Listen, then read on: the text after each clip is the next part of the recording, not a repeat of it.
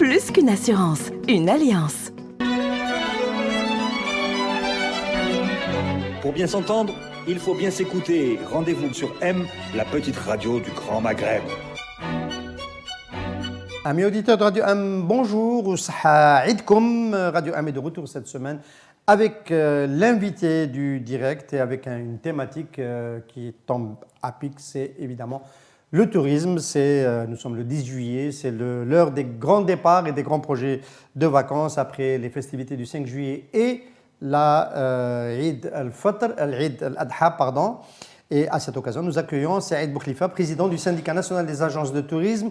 Saïd Boukhlifa, merci d'être avec nous. C'est moi qui vous remercie. Bonjour. Grand plaisir de vous accueillir à nouveau pour parler de choses qui sont supposées être agréables. On va commencer par l'agréable, parce qu'on sait que les 2 dernières années n'ont pas été faciles pour les agences de tourisme. On va pouvoir en discuter. Mais la bonne nouvelle, c'est depuis le 5 juillet, depuis la cérémonie, cette annonce commune faite par le président algérien et le président tunisien sur la rouverture de la frontière tunisienne. Première question, est-ce que les agences de tourisme algériennes vont pouvoir bénéficier de cette réouverture de la frontière terrestre entre l'Algérie et la Tunisie? Tout à fait.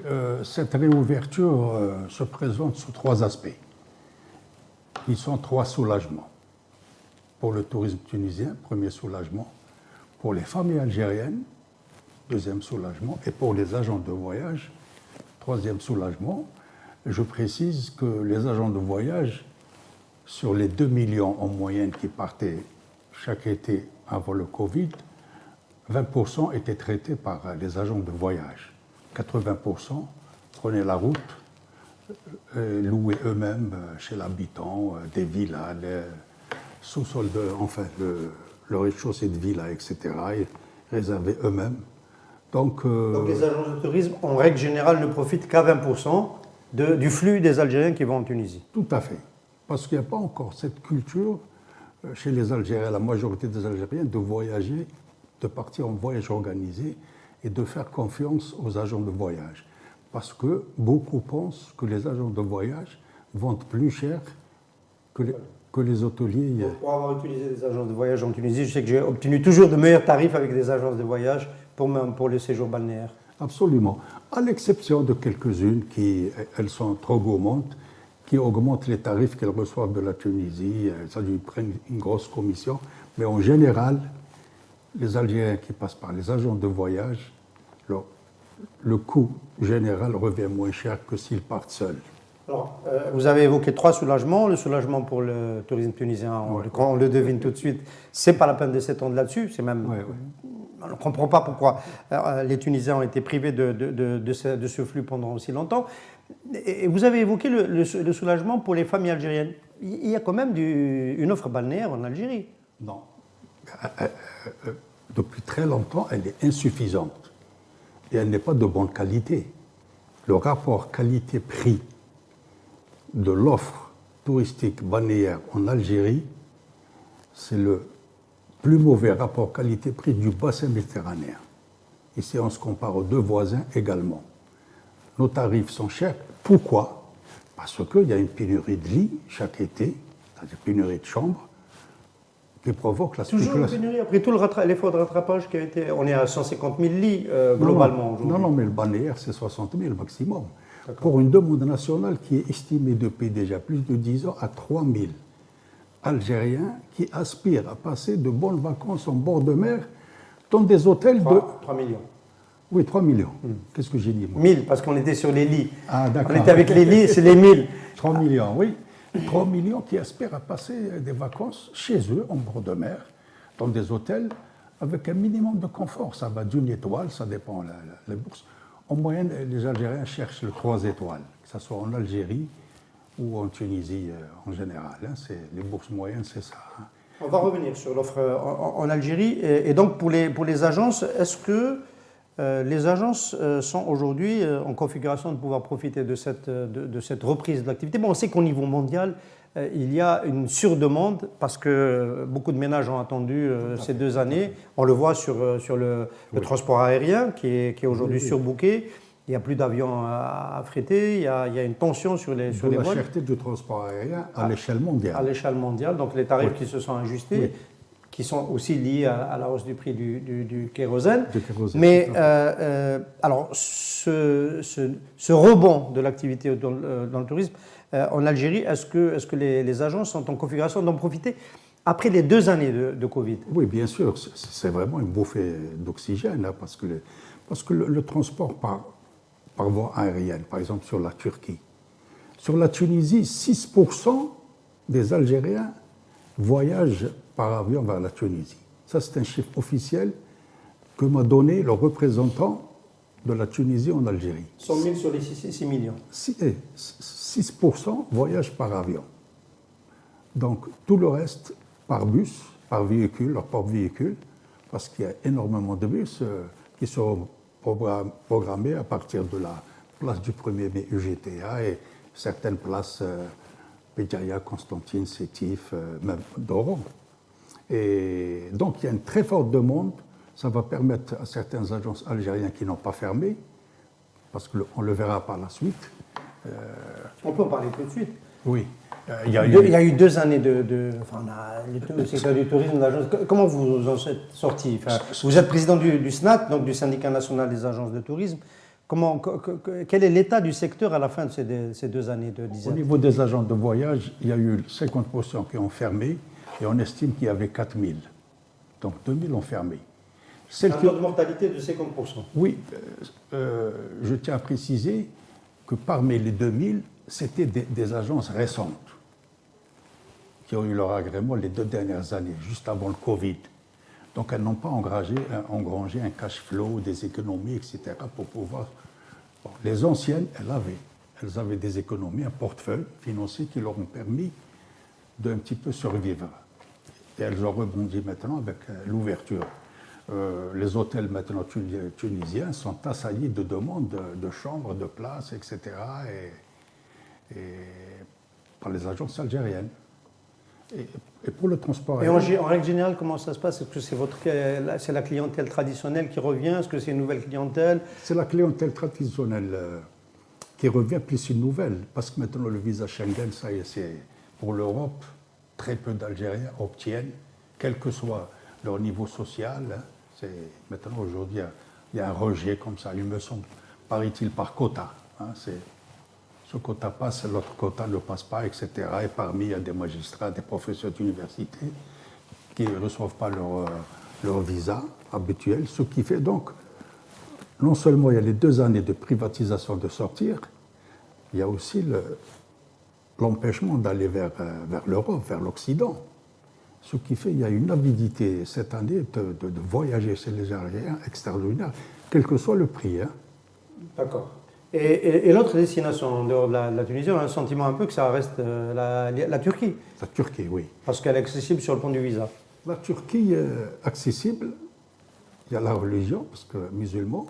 Les Turcs nous apprécient beaucoup, les Algériens, sont aussi bien reçus en Turquie qu'en Tunisie ou au Maroc. Mais ils sont bien reçus en Turquie.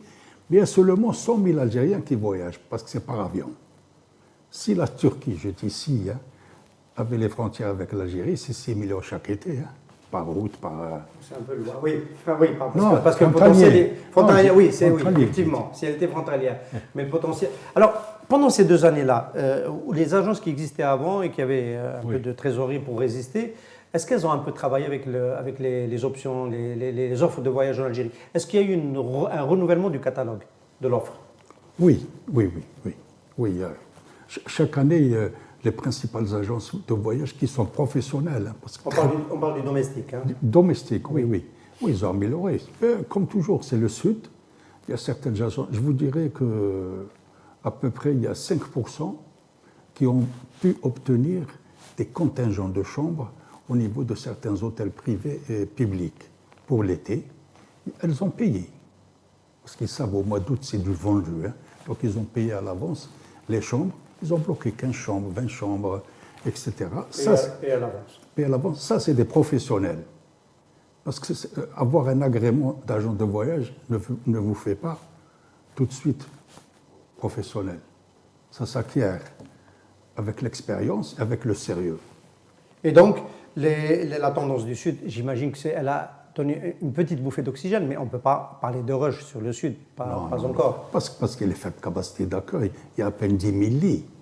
Si on rajoute l'informel, chez l'habitant, c'est 2 000 lits, pas plus. Et je dirais que les Algériens qui ont voyagé vers le sud ne représentent qu'à peine 2 à 3% de la masse qui part à l'étranger. Donc ça reste quand même, il y a un gisement de développement de la destination sud qui est important. D'autant que ça se passe à un autre moment de l'année, ce n'est pas la saison du balnéaire. Tout à fait, c'est la basse saison du balnéaire, hein, c'est la haute saison. Le problème qui se pose, c'est que le sud et le grand sud demeurent méconnus pour les Algériens. C'est dû à la faiblesse de la communication institutionnelle.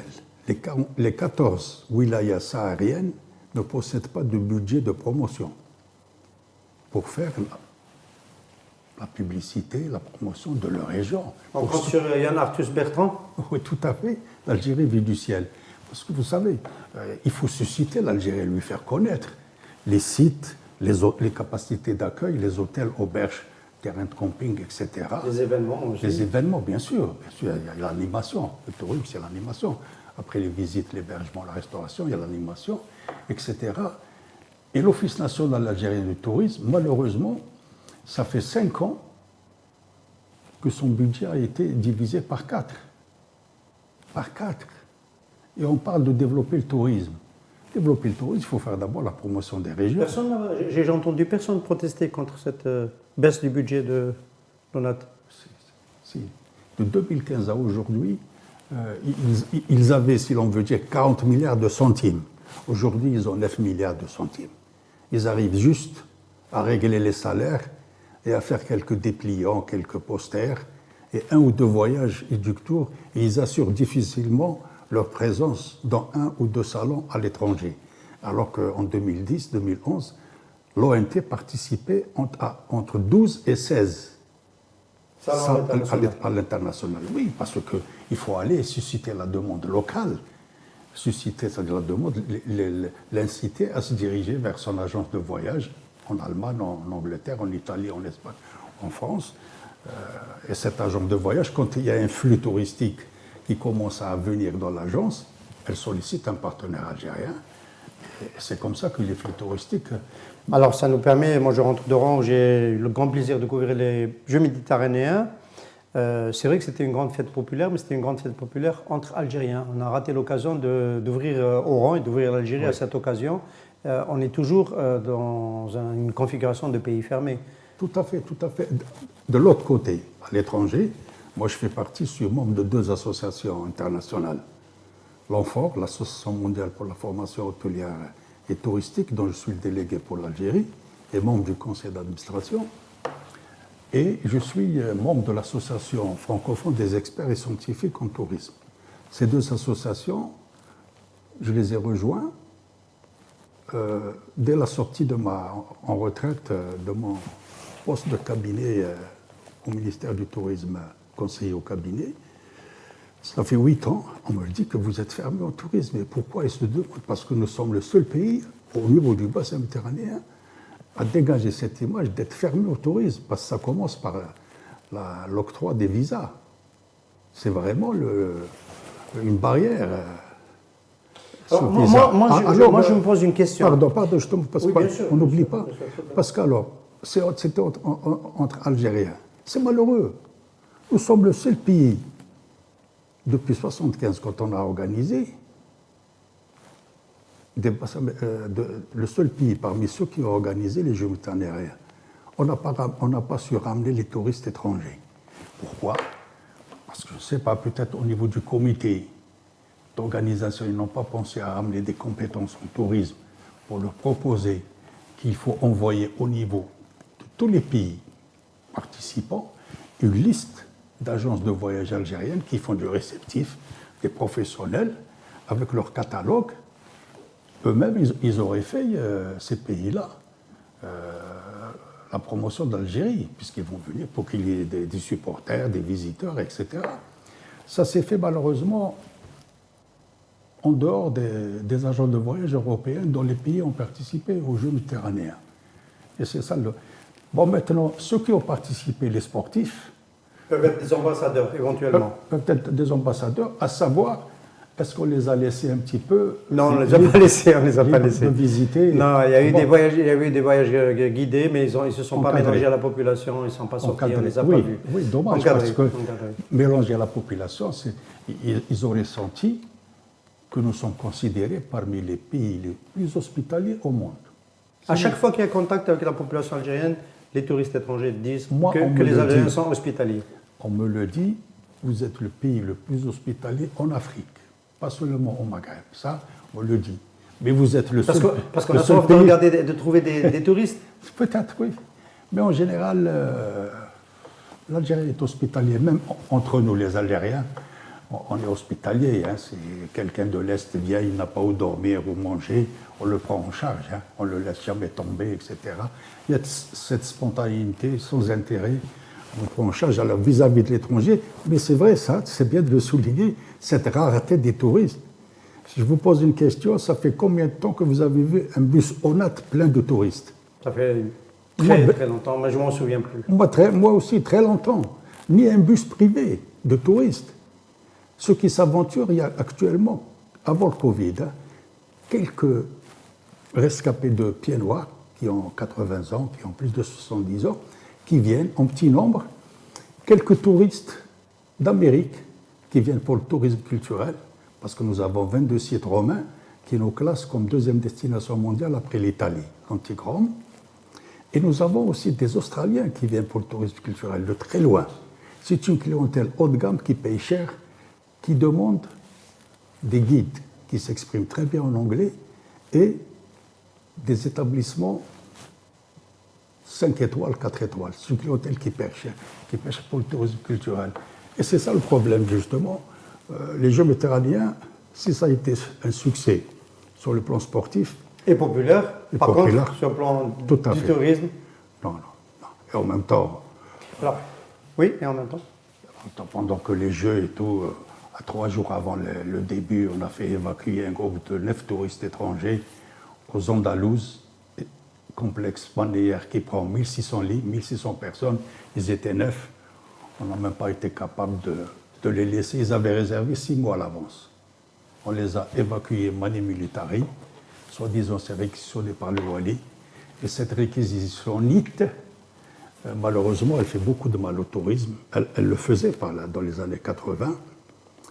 Dans le bassin méditerranéen, le mot réquisition n'existe plus. Il y a le mot réservation. On réserve 6 mois à l'avance, 8 mois à l'avance, mais on ne vient pas 2-3 jours avant un événement dire c'est réquisitionné. On réquisitionne des trains, des hôpitaux, des paquebots en temps de guerre. Mais le mot réquisition, il doit être banni si on veut développer la destination. Cette problématique du visa, on ne sent pas les professionnels des hôtels, parce qu'il y a quand même beaucoup d'investissements dans le secteur hôtelier, monter au créneau pour réclamer une autre politique des visas, parce qu'on sent bien qu'avec le tourisme domestique, on n'y arrivera pas. Ce ne sera pas suffisant pour remplir les nouvelles capacités, pour faire tourner le tourisme et puis le potentiel pour dégager des devises. Pourquoi il y a ce silence? Vous, à votre décharge, Saïd Boukhlifa, vous êtes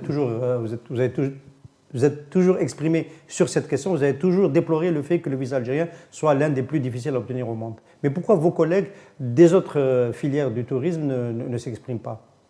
Ou pas assez? Alors, vous savez que ils le déplorent bien sûr à titre privé, mais pas dans un cadre structuré, associatif. Ils ne le font pas. On sait que c'est, moi je peux le dire, c'est le sécuritaire qui décide. Malheureusement, ce n'est pas le ministère des Affaires étrangères. Ce n'est pas l'Amtan Amamra qui décide de qui doit avoir un visa ou pas. Ça passe par le sécuritaire. Le sécuritaire a tendance à toujours bloquer. Parce que ça lui fait du travail aussi quand il y a beaucoup de touristes. Et il y a aussi cette logique, moi je l'ai constaté avec les agences de Janet. Au sud, quand il y a beaucoup de touristes, il faut les accompagner parce qu'on est resté sur cela. C'est un débat. Est-ce qu'il faut les accompagner partout? Et donc, ça fait beaucoup de travail, donc on limite les visas à la source. Dans le Nord, pour le balnéaire, on peut ne pas avoir cette problématique. Et le sécuritaire bloque des cas de fer. Ça aussi, on ne le dit pas. Non, tout à fait, mais je pense que ce sécuritaire, il va à l'excès. Parce que cette situation de refuser des touristes, Avant le Covid, on n'a pas dépassé, je le précise, je le souligne, 4000 touristes en voyage organisé toute l'année. 4000 touristes, ce qu'on appelle le tour operating. Hein, comme on dit, les fameux bus de l'ONAT ou bien les... Bien sûr. 4000 touristes, on ne les a pas dépassés. Et au cours des 30 dernières années, je dis bien de 92 à 2002, une moyenne de 3000 par année. Bon, on peut justifier pour les années 90, ça peut justifier la baisse. Zéro. Les 10 Ça peut années, justifier, zéro. mais après, il n'y a pas de raison. Mais après 3000. Et cette situation, on est toujours classé depuis 30 ans dernier dans le pourtour du bassin méditerranéen sur 22 pays. Et les gens se demandent, les prescripteurs de voyage occidentaux, les experts, les étrangers, ils se demandent que se passe-t-il dans cette Algérie qui demeure comme ça fermée au tourisme. C'est inexplicable. Bon, il y a certains, comme vous le savez, ils disent oh, ramener des touristes au niveau du balnéaire, on n'a pas la mentalité, on ne peut pas s'imaginer un couple de Suédois ou bien deux Allemandes ou un couple d'Hollandais qui se promènent. Oublions le balnéaire parce que ça fait plus de 30 ans qu'on n'a plus reçu un seul touriste en voyage organisé. Les derniers... Les Italiens, la Grande Nord. La Grande Nord, très bien. Je répète toujours parce que c'est moi-même qui ai vécu cette situation. C'était à l'ONAT, le contrat, c'est nous qui l'avons traité. Je citerai même le tour opérateur à travers le Club Milan, dont le directeur Mario Romano, c'était un grand ami à Gian Maria Volonté, le grand acteur. Le grand acteur. Donc, les derniers, les Français, Allemands, Hollandais et tout, c'était en 88, après octobre 88, c'est-à-dire l'été suivant, 89. Est-ce qu'il faut de nouveaux équipements, de nouveaux complexes? Il y en a un qui est en train d'être terminé à Skikda. C'est notre ami Mohamed Al-Marhoum qui en était l'architecte. Est-ce que c'est de nouveaux ensembles qu'il faut envisager? Vous savez, avec celui-là, le Russikada de Skikda et tout, nous avons exactement 10 qu'on peut classer au niveau des normes internationales. Les équipements, etc., les toboggans pour les enfants, les piscines, grand confort. Mais nous en avons qu'une dizaine. La Tunisie en propose 250 établissements hôteliers, du 2 étoiles au 5 étoiles. C'est là où se trouve la différence. Ces 50-là seront pleins chez nous. Parce qu'il y a aussi le pouvoir d'achat des immigrés qui viennent. Si les sécuritaires veulent bien donner le visa, hein, on n'est pas sûr qu'ils soient... Non, ils ne seront pleins par les Algériens. D'accord, ok. Non, mais on continue de faire réfléchir devises. On continue de réfléchir en devises. Chez devises, j'ai dit, ils ne viendront plus. Ils ne viendront plus sur le balnéaire parce que nous pouvons offrir que 5 000 misérables lits par rapport à une concurrence au niveau du bassin méditerranéen de 15 millions de lits. 5 000 lits face à 15 millions de lits de qualité. Donc, oublions, nous avons deux tourismes sahariens, tourisme culturel. Ce sont des produits haut de gamme qui ne ramènent pas le tourisme de masse, mais qui ramènent beaucoup de devises. Et on pourrait, s'il y aurait une volonté politique de lancer le secteur, on pourrait commencer la première année 100 000, via les agents de voyage. 100 000, c'est largement suffisant. Vous savez, s'il y aurait 70 000 dans le Hogar et dans le Tassili, ça va faire renaître l'économie touristique dans le Grand Sud, ça va faire le bonheur de plusieurs agents de voyage. Une seule fait nourrir 3 à 4 familles. Et elles sont au bord de la faillite depuis une dizaine d'années. Et on pourrait envisager aussi un relais à partir du moment où les gens viennent faire du tourisme dans le Sahara. On peut envisager des séjours de 2 nuitées, 3 nuitées dans le nord pour des... Tout à fait. Parce que qui seraient reliés. C'est exact. Ils vont revenir. Parce qu'ils vont pour le tourisme culturel, Djamila, Tipaza, Timgad, Ippon, Tarast, etc. Mais ils viennent également sur Alger, sur Constantine. Constantine qui plaît beaucoup aux étrangers. On ne se rend pas compte combien Constantine est belle. Oui. Dans les années 70, moi personnellement, à Altour, on traitait avec un tour opérateur de l'Illinois à Chicago, Travkoa, qui faisait Chicago, Rome. Il visitait le Vatican et le Colisée et il venait sur Alger pour aller à Constantine. Les ruines de Tidis, le tombeau de Massinissa, Ippon à côté, Djamila, ils étaient émerveillés. Ça, c'était du tourisme culturel. Aujourd'hui, il y a quelques-uns qui viennent également, mais du Japon, des États-Unis, de l'Australie. Le problème de visa, par exemple, une anecdote. J'ai un ami membre de notre syndicat, vice-président. Le SNAT. Oui, c'est une agence à Timgad. Il traite, lui, avec les Australiens.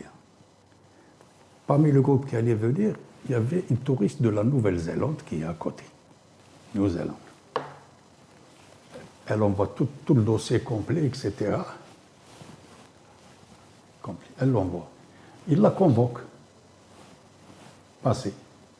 Quand elle arrive, on lui dit, elle arrive avec l'original, parce qu'elle a envoyé tout par mail et tout, mais c'est tout le dossier original. OK. Vous repassez à la semaine prochaine. Mais comment? Je viens d'Auckland, de Nouvelle-Zélande. Mais c'est pas possible. Et le dossier, je voulais envoyer, il est complet. Attendez, je vois. Heureusement que le consul a été un petit peu éclairé, compréhensif. On dit il faut lui délivrer le visa. Vous vous rendez compte? D'un pays. Elle va dans un autre pays voisin pour avoir son visa. Et on lui dit qu'il faut revenir là-dessus. Il faut être très très motivé pour visiter l'Algérie. On vous souhaite une belle reprise en 2022 pour les agences de tourisme. J'espère que la tendance va se poursuivre après cette ouverture de la frontière. Et puis d'autres recommandations pour la suite, en dehors du visa, évidemment. Oui, vous savez, parce que même nous subissons l'impact à l'échelle mondiale.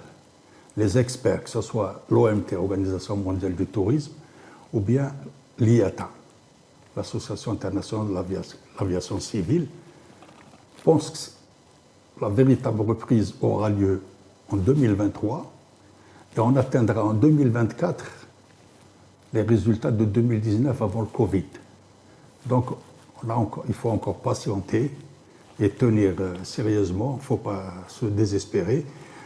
Moi, j'ai participé au CIC, à un séminaire sur le tourisme algérien. Il y avait le Premier ministre qui avait fait un discours triomphaliste, il y avait le ministre du Tourisme qui a fait un discours angélique, et il y avait le secrétaire général de l'Organisation mondiale du tourisme. Quand on entend le Premier ministre, son discours et celui du tourisme, on devrait être optimiste, mais il y a un décalage par rapport à la réalité.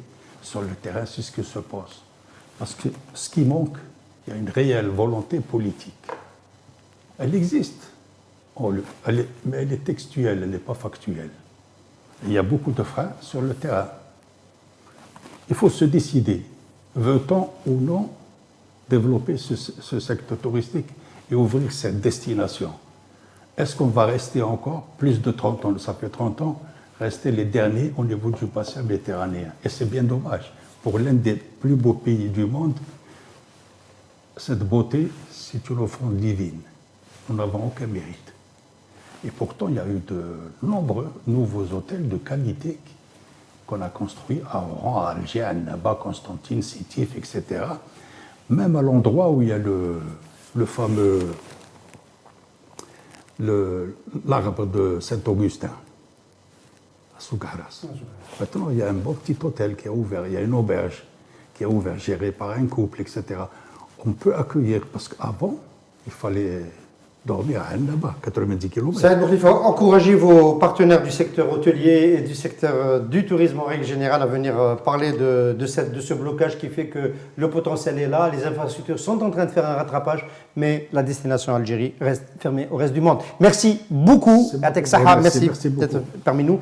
Merci à vous de nous avoir suivis encore une fois, nos meilleurs voeux pour Eid al-Adha. Vous pouvez nous suivre sur les différentes plateformes de radio1.net et de maghrebemergent.net. Et n'oubliez pas de vous abonner à notre chaîne YouTube Yatekom Saha. Plus qu'une assurance, une alliance.